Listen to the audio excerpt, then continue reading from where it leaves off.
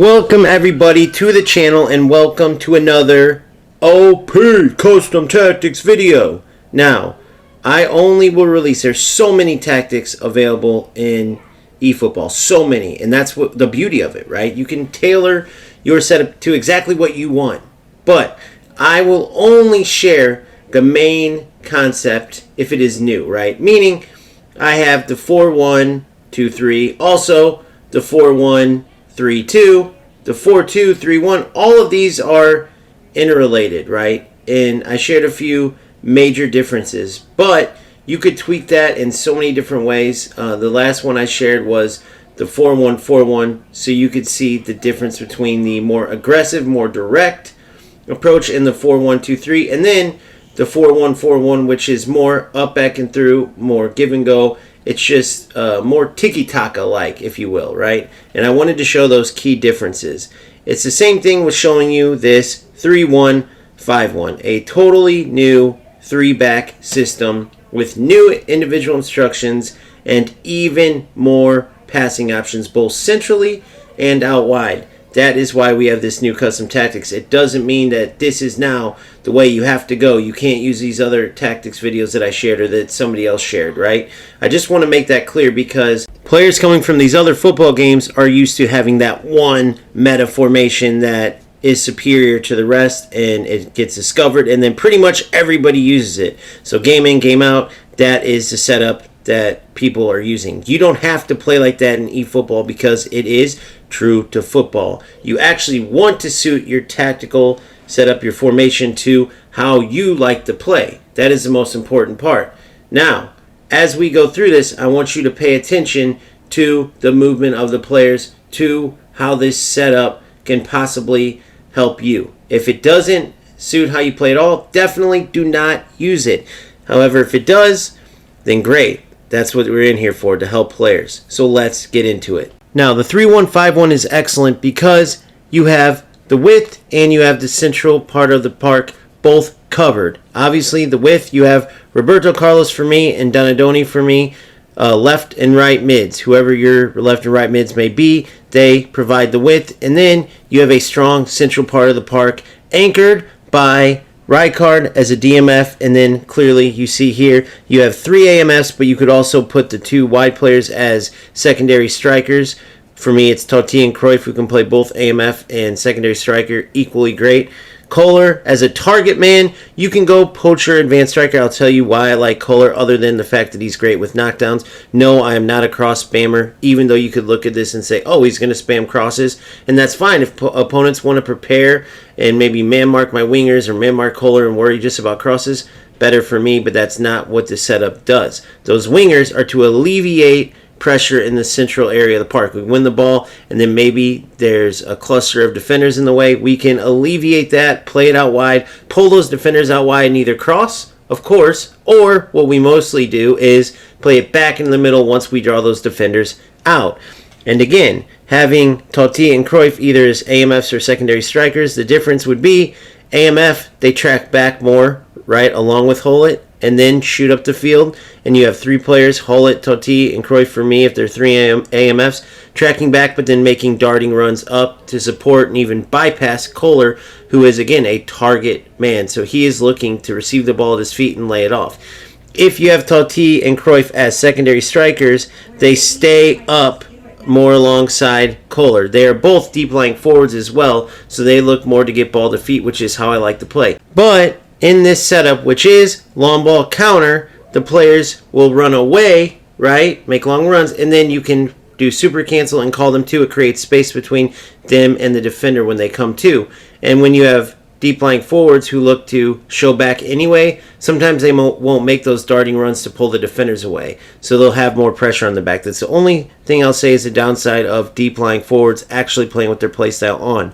So at AMF, that playstyle goes off. Now you could also play more striker-oriented, more goal-scoring-oriented players like a Luis Suarez, for instance, I have, or Bebeto, who are going to make more darting runs, right, as advanced forwards and a poacher, respectively. Or you could go more attacking players like a hole player and Schneider as an AMF that playstyle is on, but those hole players look to make those darting runs. It all depends on how you want to play. If you want more attacking runs from the two wide AMFs, in my case, Cruyff and Totti, more attacking runs, you don't care if those players drop back, then deep lying forwards as secondary strikers with the play style on is great. If you want these players tracking back and making darting runs, then put them as no play style AMFs. You have to look and understand your individual play styles and then play the players in these different setups, play styles on or off, depending on how you want to play. You could also go with a creative playmaker in this setup, which typically gets back more than a whole player, right? And then you also have the more defensive box-to-box and orchestrator, but that's getting more into a different setup altogether than that diamond you have between my 3 AMFs in this case, or it could be 1 AMF, 2 secondary strikers, and your striker. Either way, that diamond of 4 players right there, when you put, let's say, instead of Totti and Cruyff, I'd have Pirlo as an orchestrator and McAllister as a box-to-box, now you're starting to get into a whole different style of play, right? And you can do it, it's just in this particular 3-1-5-1, you're going to want those players having more attacking abilities than a typical orchestrator or box-to-box player would. Now, as I'm demonstrating on screen, your wide players, again in my case Carlos and Donadoni, who are left and right mids, could play left and right back if you want to go more defensive, or left and right wing if you want to go more attacking.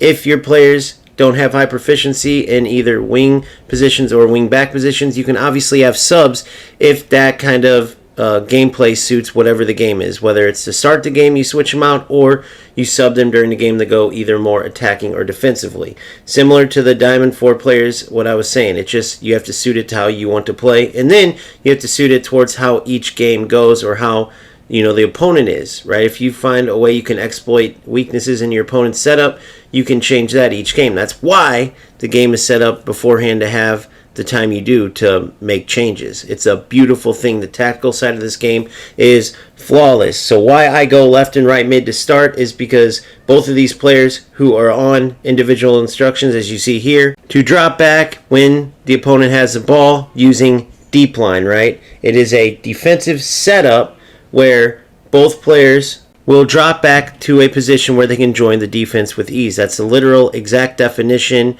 in game, and you can see here Roberto Carlos is set as a deep line player, and as soon as we lose the ball, look where he gets back to, his left back position. So he joins the defense with ease, and it turns our 3-back into a 4-back defensively. And you also have Donadoni, who, by the way, has the track back skill set, which makes him even better at getting back on defense. Now, the other individual instructions we have are both for Rijkaard. He has, on the offensive side, the defensive setup, so he stays back, he doesn't go forward, and the anchoring setup, which means he won't veer left or right. He is literally anchored and defensively sitting right in front of those 3 center backs, ready to be the first line of defense to try to snuff out the attack before the opponent gets any dangerous chances or creates shots on goal. Now, as far as the 3 center backs, I have Maldini, who is a no play style center back because he's typically a defensive left back. So no play style center back, he does a great job on that left side as sort of a center back / he sweeps out to the left sometimes. Augenthaler on the right is a build up center back who is great on the ball, so when he sweeps out to the right, he's not awkward on the ball at all, and both Maldini and Augenthaler are great with their passing. Then you have Araujo, who is a destroyer.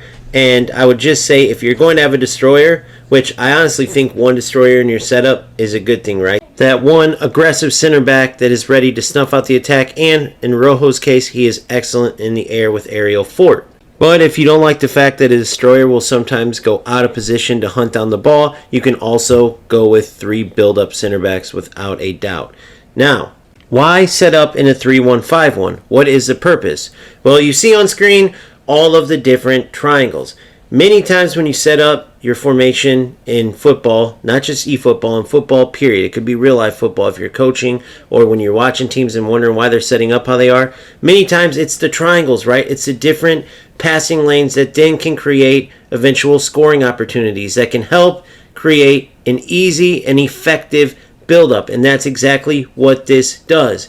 You win the ball and you immediately have several different passing options that all lead to build up, advancing up the field, and eventually scoring goals. That's how you win games, right? And this setup helps you do that with ease. considering you have the wide options and the central options. So you can play the short tiki-taka style between your front four players, maybe add in your wing players here and there, and you can also play through the middle, and then if it gets congested, you have the ability to release the ball to either the left side or the right side. So width on both sides plus numbers in the middle. It's as simple as that. Not to mention the way your numbers are set up both in the middle and out wide create those triangles we were talking about. So that's the name of the game. When the opponent is trying to snuff out the attack, they're trying to mark out any passing and dribbling lanes, and with this setup you are constantly going to have different passing lanes, different options to keep advancing the ball. Not only that, but you have numbers in the attack to overwhelm your opponent,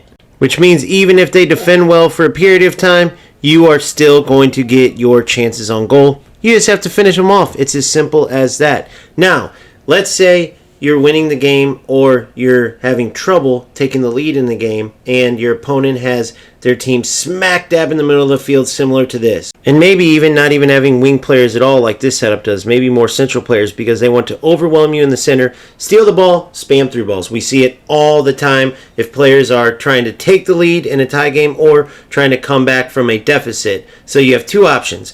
You can either A, utilize the wing play in your original setup, which for me would be utilizing Roberto Carlos on the left or Donadona on the right, or for instance, I have Mourinho, who's secondary, not even secondary, he has two high proficiencies, long ball counter and out wide, so I can utilize his second high proficiency play style, which is out wide, to alleviate the pressure from my opponent down the middle of the park. So you will see here, it works perfectly when the opponent's just smack dab in the middle. They have no width at all. They are overwhelming you. You keep losing the ball. Eventually, they're going to get one of those through balls through and either tie it or, much worse, take the lead and even win a game that they shouldn't have won. They just kind of ran out of tactics and decided to rush you on defense, spam through balls on overdrive, right? So now you have a choice of either using the width in the original setup or using this out wide setup. The problem is if they do get the ball in this out wide setup,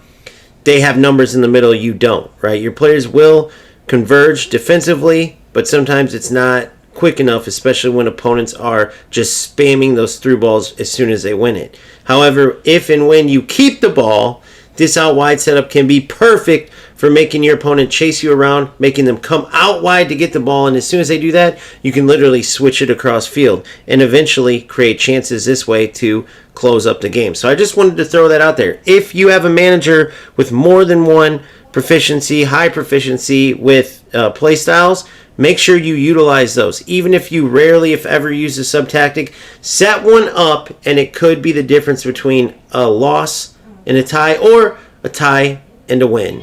So, with that being said, if this suits your play and you feel like you can dominate in this 3-1-5-1, get out there and use it. Let me know how it goes. And as always, keep grinding, keep having fun. I will see you on the next one. Peace!